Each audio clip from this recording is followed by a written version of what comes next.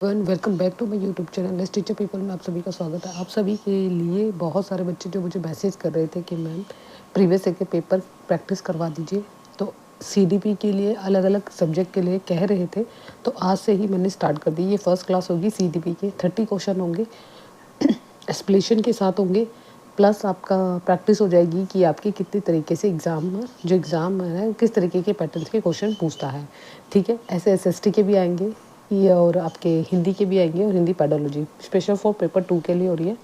Paper 1 के लिए EVS का कोशिश करूँगी अगर हो सकता है, लेकिन फ़िलहाल तो अभी पेपर 2 के लिए ही प्रीवियस ईयर के पेपर होंगे। ये सीडीपी आपकी दोनों में ही आएगी पेपर 1 और पेपर 2 में भी, हिंदी भी और इंग्लिश भी।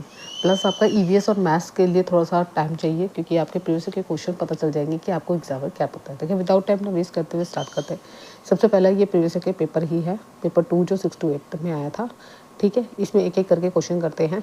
बाल विकास और शिक्षा शास्त्र से पहला क्वेश्चन था कि बाल विकास में डैश से डैश तक होने वाली विधि व बदलाव का अध्ययन किया जाता है। देखिए, विधि और बदलाव का अध्ययन कब कब किया जाता है ये आपको भी पता है कि जब हमारी जो विधि होती है, विधि हमारी भार, वेट, ऊंचाई से रिलेटेड होती है, तो कहीं ना कहीं वो हमारी विधि जो है वो हमारे जो गर्भावस्था में होते हैं, जब तभी स्टार्ट हो जाती है। गर्भावस्था से किशोरावस्था तक कुछ ना कुछ विधि हो जाती है, यानी बदलाव हो जाता है। तो अगर हम इसका बात करें तो हमारा जो स्टार्टिंग में आंसर ही मिल गया हमें कि हमारा जन्म से, यानी कि गर्भ में जब बच्चा होता है तभी से ही विधि स्टार्ट होकर किशोरावस्था तक चलती है, और यह सभी स्थिति से विकसित होती है। उसका ऐसा नहीं है कि आंतरिक भाग तो विकसित होते हैं, साथ ही साथ उसके ऑर्गन्स भी और बाकी प्रभाव भी बच्चे के व्यवहार पर पड़ता है। ठीक है, बदलाव आता है। अगला क्वेश्चन है कथन वाले क्वेश्चन पूछे जाते हैं। एक कथन दे रखा है, बच्चों के विकास व मार्ग व प्रगति का सटीकता से पूर्वानुमान नहीं लगाया जा सकता, क्योंकि, यानी कि तर्क दे रखा है, क्योंकि लगा देना। आनुवंशिकता व पर्यावरणीय कारकों के अनूठा संयोजन बच्चों में अलग अलग बदलाव का मार्ग तय करते हैं। कहने का अभिप्राय है कि बच्चे जब अपनी प्रगति करते हैं, जब बच्चों का विकास होता है, तो उससे हम पहले से अनुमान नहीं लगा सकते किस दिशा में जा रहा है, किस दिशा में नहीं जा रहा है। लेकिन यहाँ पे कह रहे हैं कि आनुवंशिकता और पर्यावरण के अनूठे संयोजन से बच्चे में अलग अलग बदलाव का मार्ग तय होता है। This is the right answer. क्यों? क्योंकि अगर ए और बी दोनों अपनी जगह सही है। यहाँ पे अगर हम देखें कि जो आनुवांशिकता है, यानी कि उसकी जो जीन्स होते हैं या वातावरण होता है, उससे हमें पता चल, उससे अनुमान तो नहीं लगा सकते, लेकिन हम उसे कुछ कुछ बदलाव देख सकते हैं। तो वही वो कहने का अभिप्राय है कि हम थोड़ा बहुत चेंजेस हम आनुवांशिकता यानी हेरिडिटी और इन्वायरमेंट के द्वारा संयोजन है, दोनों के संयोजन में हम अलग अलग समय में अलग अलग बदलाव का मार्ग तय कर सकते हैं। लेकिन हम ये कहें कि पहले से ही नहीं, ऐसा पॉसिबल नहीं है। तो इसलिए अपनी जगह दोनों ही आंसर राइट है, तो ऑप्शन ए इज़ राइट।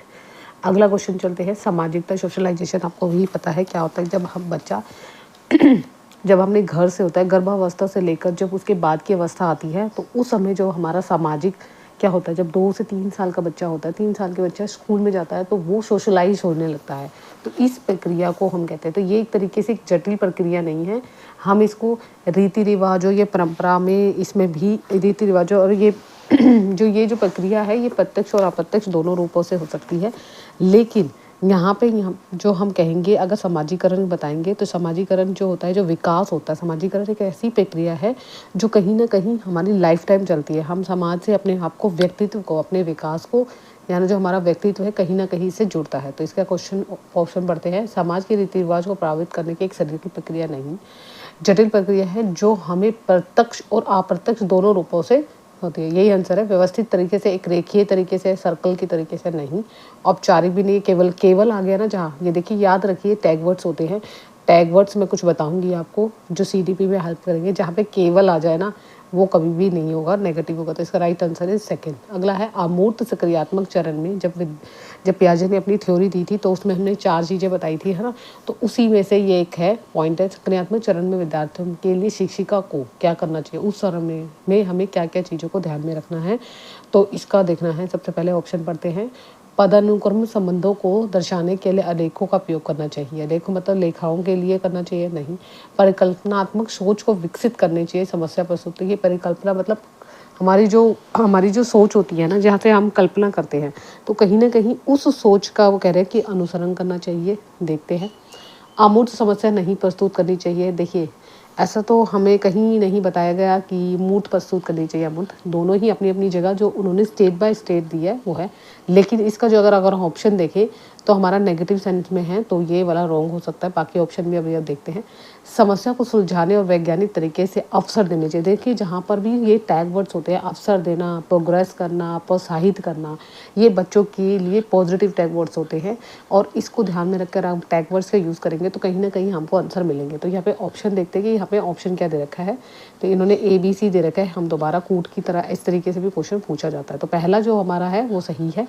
दूसरा हमारी सोच विकसित करता है, जहाँ विकसित करना है, प्रोत्साहित करना है, जो मैं आपको बार-बार मैं बता रही हूँ। और लास्ट ऑप्शन है यानी कि A, B, D हमारा ऑप्शन सही है। जहाँ पे A, B, D है वो ऑप्शन सही होगा, A, B, D, ठीक है। Last option is right. अब अगला क्वेश्चन कह रहे हैं कि जीन पियाजे ने कॉग्निटिव विकास का जो सिद्धांत दिया था उसके संयोजन और यानी कि एक्सक्लेमेशन और रिकमेंडेशन दिया था, जिसकी पूरक कल्पना किससे जोड़ते हैं? वो आपको भी पता है एडॉप्शन से होता है।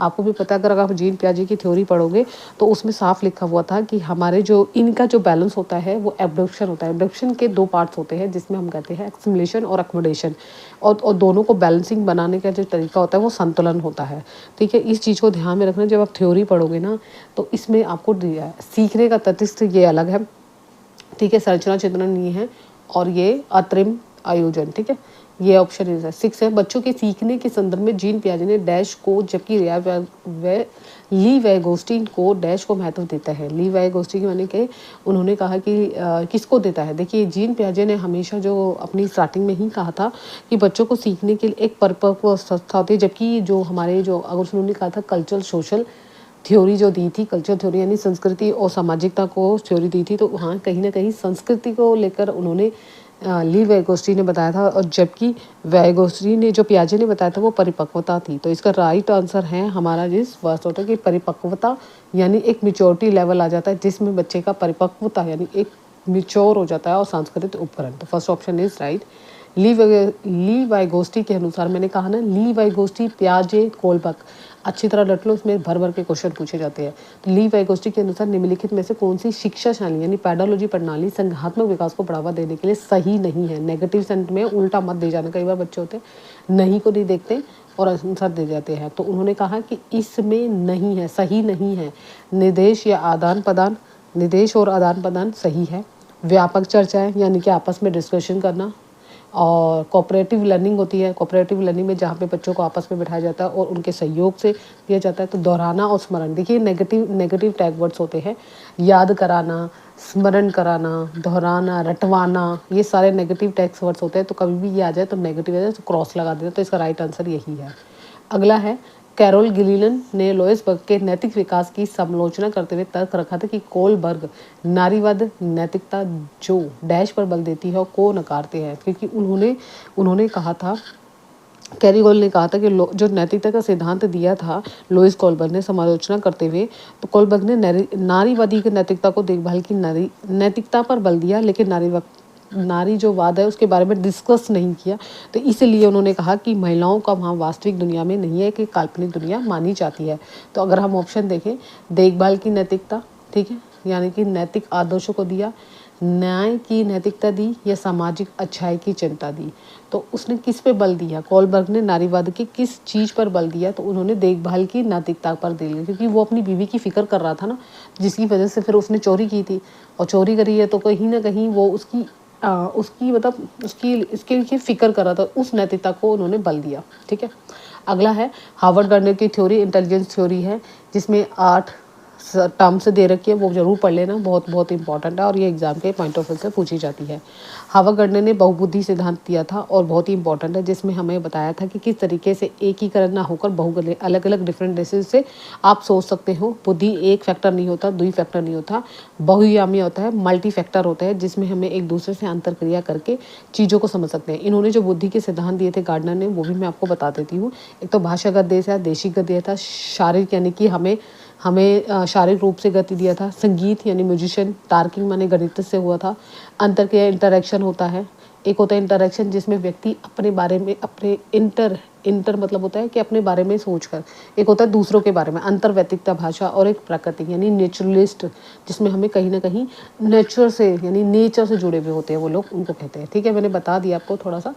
बहु बुद्धि का सिद्धांत प्रतिपादित किया था, प्रतिपादित संज्ञात्मक बुद्धि का निर्धारण किया था, ये तो है ही नहीं, ठीक है। और उन्होंने बुद्धिमत्ता नापने के लिए बुद्धि लब्धि इन्होंने नहीं दिया था, वो टर्मन और उसके बारे में हमने पढ़ा है, तो ये भी नहीं है इसका ऑप्शन।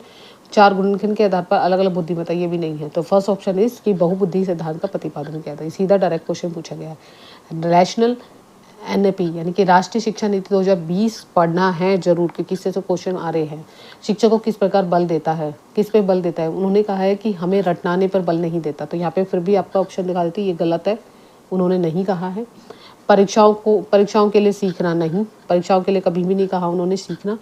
जो अगर हम बात करें तो उन्होंने हमेशा कहा है कि जो हमारी जो शिक्षा नीति है, जो हमने शिक्षा नीति तैयार की गई है 2030 तक इसका नामकरण किया गया है। 100% राज्य सरकार और केंद्र सरकार ने दोनों ने मिलकर ये शिक्षा नीति बनाई है, जिसमें जीडीपी का 6% भाग रखा गया है। तो इन्होंने कहा है कि ये घोषणा है कि मानव कल्याण के लिए यानी शिक्षा पर ज़्यादा जोर दिया गया है। अगर हम ये कहें कि यह गैर विषय वस्तु, ये जो कंटेंट है, इस पे कहीं पर भी बात नहीं की गई है। थोड़ा बहुत क्या है तो यहाँ संकलात्मक जो समझ होती है यानी कंसेप्ट बच्चों के क्लियर होने चाहिए, ऑल राउंड डेवलपमेंट होना चाहिए, ताकि बच्चे कहीं ना कहीं कुछ ना कुछ सीख सकें।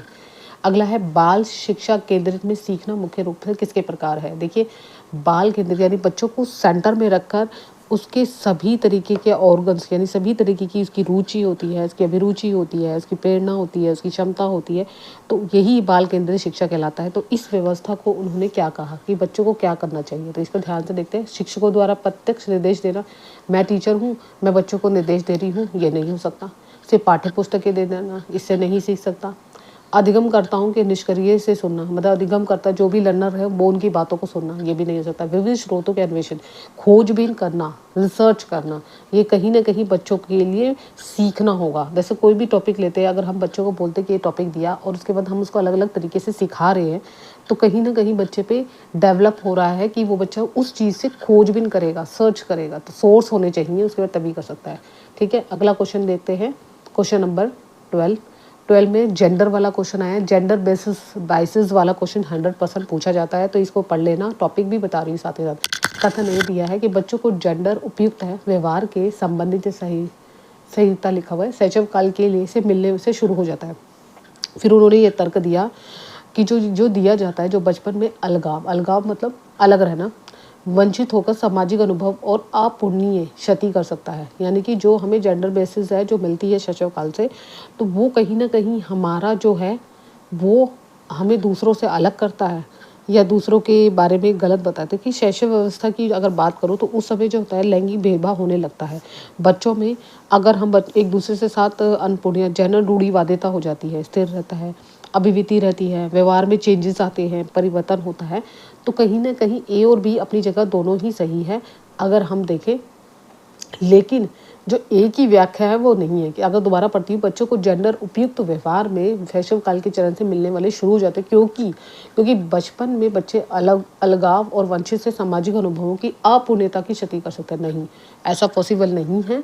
क्योंकि उनके व्यवहार में चेंजेस तो आते हैं, लेकिन ये जरूरी नहीं है कि वो दूसरों से अलग रहे। ठीक है, तो इसका राइट ऑप्शन इज सेकेंड। अगला है शिक्षकों को बच्चों के मूल्यांकन का विवरण उनके अभिभावकों को देना चाहिए। जब हम स्कूल में पढ़ाते हैं तो ये चीज़ ध्यान में रखते हैं कि जो भी शिक्षक होते हैं, जो भी अगर हम उनमें बच्चों में एनालाइज करते हैं कि बच्चे ने कितना सीखा है और कैसे सीखा है, उसके बारे की समझ है, अगर हम बच्चों को उनके पेरेंट्सों को बताएं तो थोड़ा बहुत वो उनकी हेल्प भी करेंगे। तो आगे पढ़ते हैं। अभिभावक अपने बच्चों की पहचान कर उसे सही ढंग से नामांकित तो कभी भी नहीं करेगी कि ये मंदबुद्धि है, ये वो है, ये कभी भी नहीं करना चाहिए बच्चों को। ये नेगेटिव टैग वर्ड्स होते हैं। कभी भी अपने बच्चों को दूसरों से कंपेयर नहीं करना चाहिए, अप्रिशिएट नहीं करना चाहिए, उसको ये टैग वर्ड्स नहीं देने चाहिए कि ये है नालायक है, ये ऐसे कभी नहीं करना चाहिए। अपने बच्चों के साथ या एज ए टीचर भी नहीं करना चाहिए। अभिभावकों की अपने बच्चों के क्या सीखा क्या इसकी समझ बन सके, ये कहीं ना कहीं अच्छा है। अभिभावक जान जाए कि उसका बच्चा क्या नहीं कर सकता, नहीं, ये भी नेगेटिव है। नहीं तो हमें अगर ये बच्चे जान देंगे तो कहीं ना कहीं दे उनको जानकारी इतनी दे कि उस बच्चे के लिए, उसके पेरेंट्स के लिए उसको अप्रिशिएट करें, उसके काम को प्रति, उसकी हर चीज़ के प्रति। ठीक है, अभिभावक अपने बच्चों की तुलना, देखिए मैंने अभी भी बताया, कभी भी एक बच्चा, अगर आपके घर में 2 बच्चे हैं, दोनों बच्चे, एक होता है बहुत इंटेलिजेंट है, एक लोअर इंटेलिजेंट है, कंपेयर नहीं करना चाहिए। तुम्हारा भाई तो ऐसे करता है, ऐसे ही स्कूल में कभी भी कंपेयर नहीं करना चाहिए। इससे बच्चे में नेगेटिविटी पैदा होती है और कहीं ना कहीं बच्चा डीमोटिवेट हो जाता है। तो इसलिए पॉजिटिव रखना है।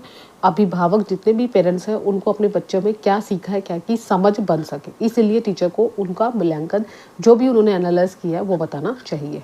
ठीक है। अगला है सामाजिक आर्थिक रूप से वंचित समूहों के छात्रों की अवधारणा सुनिश्चित करने के लिए शिक्षकों को सुनिश्चित करना चाहिए। क्या सुनिश्चित करना चाहिए कि आर्थिक रूप से वंचित हो जाए, मतलब सामाजिक यानी सोशलाइजेशन से हमारी आर्थिकता से स्कूल में उनको रुचि कम हो रही है। भारत में बहुत सारे बच्चे ऐसे हैं जो विद्यालयों छात्रावासों की स्थापना की जाती है, आर्थिक सहायता प्रदान करनी चाहिए। शिक्षकों की जिम्मेदारी होती है कि उनको उन छात्रों से अवगत कराए ताकि शिक्षा कि इस बार के मतलब सोशल मतलब आर्थिक रूप से कमज़ोर है तो कहीं ना कहीं उनको इस चीज़ से शिक्षा से वंचित ना करके उनको अच्छी अच्छी एजुकेशन दे, उनकी उनकी छात्रावास दे, जो हमें कहते हैं ना जिसमें विद्यालयों में उनकी जैसे एग्ज़ाम देते हैं तो उसके बाद फीस मिलती है या पैसे मिलते हैं, तो उस तरीके की बातें करनी चाहिए। तो वो कह रहे हैं कि वे घर में ट्यूशन ले, नहीं पॉसिबल भी नहीं हो सकता, ये तो गलत ही है। उन्हें स्मरण आधारित सारे कार्य में नहीं, ये भी नहीं हो सकता। कभी भी आधारित कोई भी कार्य करते हैं तो बच्चों को पहले से ही नहीं बताना चाहिए।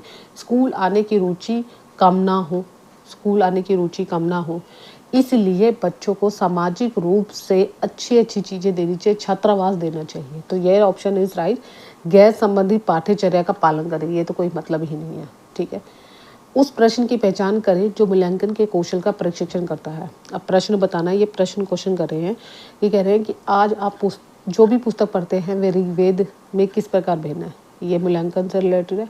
पुरातत्व को प्रभाषित करता है। हड़प्पा सभ्यता के लोग औजार के बारे में किस धातु का उपयोग करते हैं। हड़प्पा सभ्यता के लोग खोज, देखिए ये तो सिंपल सा है कि से उन्होंने कहा कि सिर्फ मूल्यांकन पूछा जिससे हमें बच्चों का सुनिश्चित हो कि शिक्षण प्रणाली कितनी सफल है और कितने अदय, उसके उद्देश्य क्या हैं। बालकों की समस्या को जानना और उसका समाधान करना होता है मूल्यांकन। तो अगर हम समस्या तो कि जो पुस्तक पढ़ रहे हैं कि वे किस प्रकार भिन्न है ऋग्वेद से, जो भी हम हिंदी पढ़ रहे हैं या SST पढ़ रहे हैं तो वो अदर उससे क्या रहे हैं, कहीं ना कहीं ये मूल्यांकन कौशल को परीक्षण करती है, बच्चों को जांचती है, बच्चों की समस्या का सॉल्यूशन करती है और समाधान करती है। ठीक है, इसी को हम कह सकते हैं कि फर्स्ट ऑप्शन इज राइट। समावेशी किसी एक्सक्लूसिव एजुकेशन से भी रिलेटेड क्वेश्चन पूछे जाते हैं। तो एक्सक्लूसिव एजुकेशन में कहा है कि बढ़ावा और सुसाध्य हेतु दिव्यांग जन जो होते हैं, ये जो नियम बनाया था अधिकार नियम, इसके अंतर्गत निम्नलिखित में से युक्तियों के किस समूह को प्रतिपादित किया था। जो ये इसके अंतर्गत कहा गया था कि बच्चे 5 साल तक सर्वेक्षण करना, पुस्तकें और अन्य अधिगामी सामग्री और समुचित सहायक सामग्री उपलब्ध कराना जरूरी है, क्योंकि इससे बच्चा अपनी युक्ति समूह को प्रतिपादित करेगा। तो यहाँ से देखते हैं इसका ऑप्शन क्या है। विद्यालय जाने वाले बालकों को हर 5 वर्ष में सर्वेक्षण करना चाहिए, हाँ वो तो चाहिए। सभी के लिए एक रूपी और मानविक पाठ्यक्रम प्रणाली सुनिश्चित करे, ये भी देखते हैं आगे। पुस्तक और अन्य अधिगम सामग्री ये देनी चाहिए, उपलब्ध कराना चाहिए कि उनको सही है। संसूचना हेतु समुच्चय संवर्धी अनुकरणीय पद्धति का उपयोग करना चाहिए। तो उनको ज़्यादा से ज़्यादा चीज़ें देनी चाहिए, हर उनका सर्वेक्षण करना चाहिए ताकि उनको पता चले कि किस तरीके से वो विद्यालय में जा रहे हैं, पढ़ रहे हैं, ये सारी चीज़ें। तो यानी कि फर्स्ट, थर्ड और डी होना चाहिए। आगे अगर ऑप्शन वाले क्वेश्चन है ये ऑप्शन वाले, तो यानी कि मैंने बता दिया कि आपका ऑप्शन है ए बी नहीं होना चाहिए, ACD होना चाहिए। तो ACD जहाँ पे भी होगा वो राइट आंसर होगा। ठीक है। अगला है धार्मिक अल्पसंख्यकों के विद्यार्थियों को सम्मिलित करने के लिए एक शिक्षिका को क्या करना चाहिए। धार्मिक अल्पसंख्यकों को करने के लिए, देखिए धार्मिक अल्पसंख्यकों की बात है जो धर्मों के सदस्यों के बीच सद्भावना का उदाहरण प्रस्तुत करते हैं, उसको कहते हैं। तो धर्मों की समानता की बजाय अंतर व ज़्यादा, ये अंतर जो हो गया ना डिफ्रेंशिएशन करते हैं, वो गलत है, नेगेटिव बताए। विभिन्न धर्मों के सदस्यों के बीच सद्भावना का उदाहरण प्रस्तुत करें, ये पॉजिटिव है।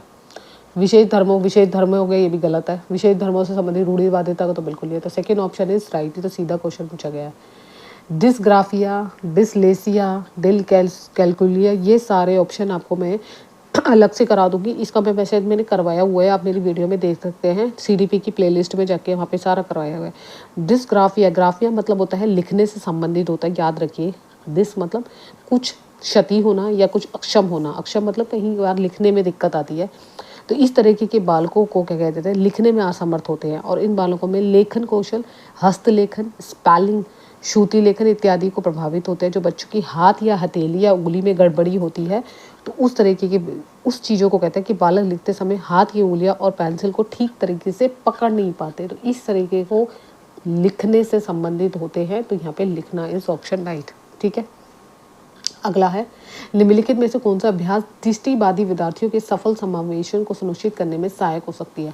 हम दृष्टि जो ब्लाइंड स्टूडेंट्स होते हैं उनके लिए वो कह रहे हैं कि कौन सी विधि सबसे बेस्ट हो चाहिए। देखिए, आपने अगर आप देखा होगा कि बहुत सारे बच्चे, एक बुक्स होती है जिसमें डॉट डॉट डॉट होता है, जिसको हाथ लगाते हैं उभरे होते हैं, तो उसको स्पर्श करते हैं ना, तब उन्हें पता चलता है कि ये लेटर डी है, ये लेटर ए है। तो ये चीज़ आपको कहीं ना कहीं दृष्टिबाधितों के लिए, या छोटे मुद्रण और चित्रों से कभी पहचान नहीं कर पाएंगे। टीचर और सहायता संकेतिक मतलब होता है जब जिनको बोल नहीं सकते और सुन नहीं सकते, वो उनके लिए हैंड संकेतिक भाषा होती है। जब आपने पुराने समय में टीवी देखा होगा, डीडी चैनल आता था, है ना, पुराना जो न्यूज़ चैनल है, उसमें हाथ से आपको शब्द सिखाए जाते थे। उस बच्चों के लिए संकेतिक भाषा का उपयोग किया जाता था। स्पर्शनीय, ये ऑप्शन इससे उभरी हुई, जो मैं अभी आपने मॉडल लिखित रूप में, मोड जो होता है वो, तो बोर्ड जो होगा वो लिखित रूप में होगा, तो कहीं पॉसिबल नहीं है। ठीक है, उच्च सृजनात्मक वाले विद्यार्थियों की आवश्यकताओं को पूरा करने के लिए शिक्षकों को ऐसी गतिविधि बचना चाहिए जो उसकी किसी को बढ़ावा न दे।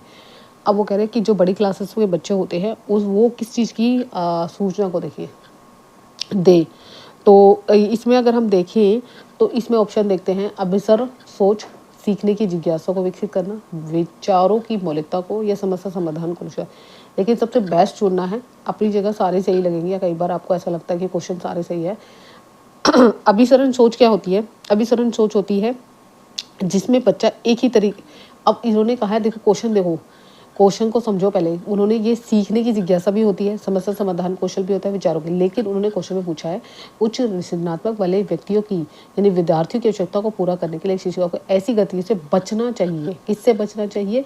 जो बच्चे एक ही तरीके से एक ही चीज़ को एक ही सोल्यूशन से करते हैं। यानी कि अभिसरण और अभिसारी पढ़ेंगे, अभिसारी वो बाद में बताएंगे, जिसमें हमें सटीकता पर बल देते हैं, और इसमें कहीं ना कहीं इस चीज़ को किसे बढ़ावा देती है? इसको बढ़ावा देती है। तो इसका ऑप्शन अगर हम देखें तो हमारा ऑप्शन इज अभिसरण सोच में। अभिसरण सोच का मतलब यही है, शिक्षार्थियों के ज्ञान को गहरा और दीर्घकालीन बनाने के लिए शिक्षक को क्या करना चाहिए? शिक्षकों को क्या करना चाहिए? उसमें सभी सीखे गए संपत्तियों को चर्चा करनी चाहिए, मना करना चाहिए, विभिन्न परिस्थितियों में अधिगम को लागू करने के अवसर देने चाहिए। अवसर आ गया, यानी कि उन्हें विषय वस्तु को समझने की बजाय रटना आ गया, रॉन्ग, नेगेटिव है।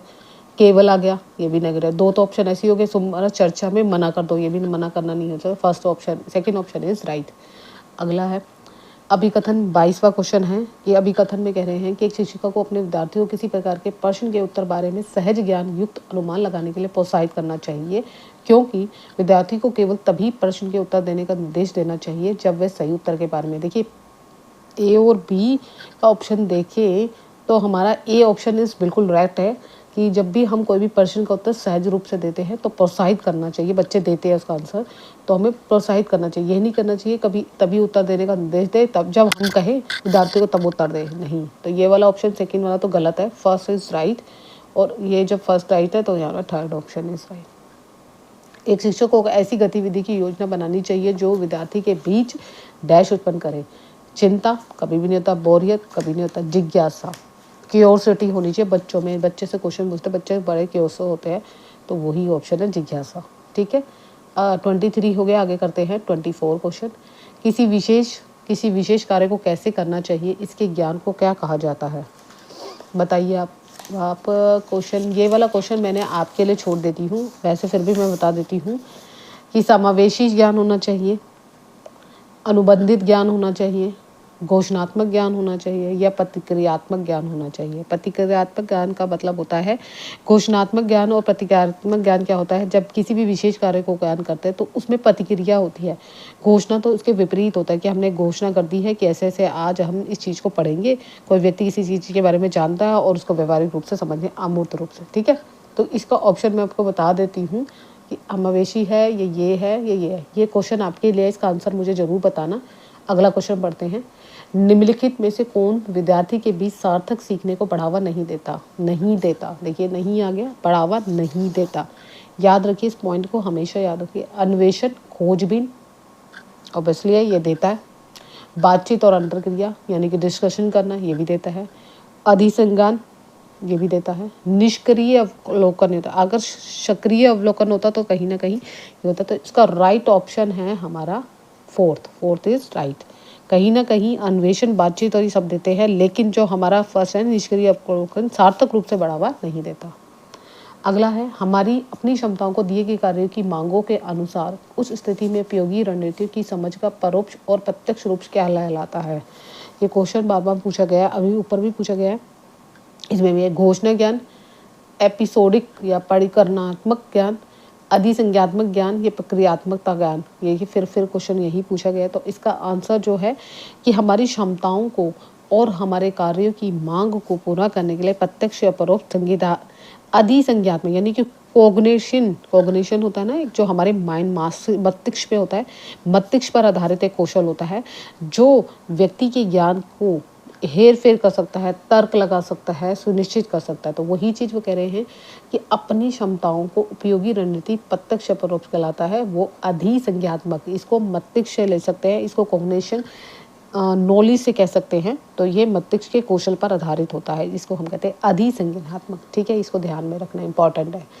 एक समस्या को हल करते समय एक विद्यार्थी समरूपी समस्या को उद्धित कर रहा है और वर्तमान समस्या को हल करने के लिए संकेत कर रहा है, तो क्या कहलाएगा। जब एक व्यक्ति दूसरी समस्या को कहता है, एक समस्या को हल करते समय समरूपी समस्या को उद्धित कर रहा है यानी बता रहा है, तो वर्तमान समस्या को हल करने के लिए संकेत दे रहा है।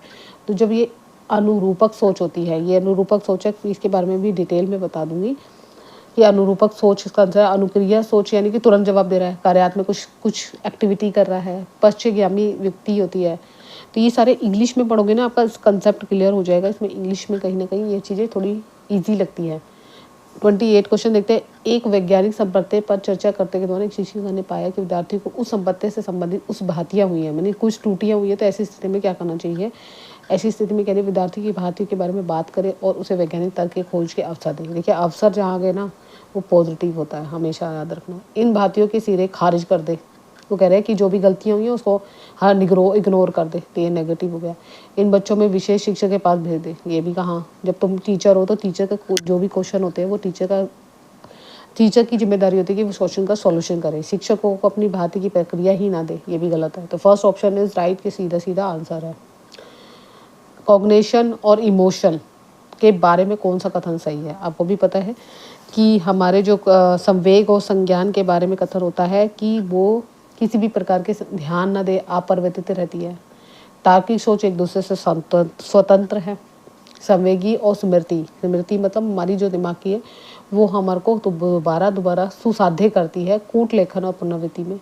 स्मृति सकारात्मक नकारात्मक से जुड़ी हुई नहीं होती, ये तो है ही नहीं, एक ही के बारे में बता रहे हैं। तो थर्ड ऑप्शन इज राइट कि जो हमारी संवेग और स्फूर्ति होती है वो बच्चों को वातावरण और उसके आसपास के भावात्मक तत्वों से जोड़ती है। और संवेग इमोशन कहीं ना कहीं हमारे अंदर की फीलिंग्स होती है जो हमें कहीं ना कहीं डिफाइन करती है कि किस तरीके से हम उसकी पुनर्प्राप्ति कर सके।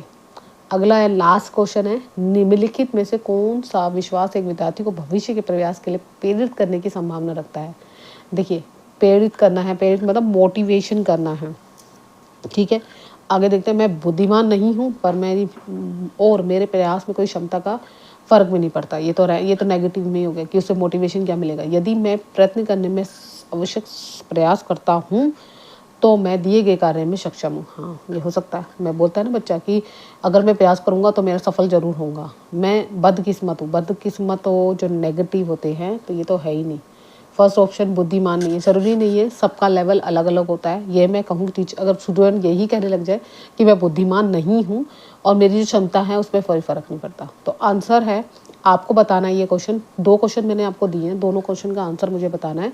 मैं नेक्स्ट क्लास में इसको एक्सप्लेन करूँगी इन दोनों का। मैंने 2 ऑप्शन तो आपको उसमें से बता ही दिए कि नहीं है, तो आपको उसमें बताना है कि बच्चे का जो क्वेश्चन है जो विद्यार्थी भविष्य में प्रयास करने के लिए प्रेरित कर सकते हो, उसको मोटिवेशन कर सकते हो, तो कौन सा क्वेश्चन उसके लिए सबसे सूटेबल होगा। तो इसका आंसर मुझे खुद बताना है। मैंने ऑप्शन बता दिए 2 गलत, तो इसका राजा है। आज की क्लास में हम इतना ही करते हैं क्योंकि सीडीपी की क्लास थी और सीडीपी की क्लास के लिए बच्चे ने मुझे मैसेज किया था कि मैम प्रैक्टिस करा दीजिए प्रीवियस के क्वेश्चन।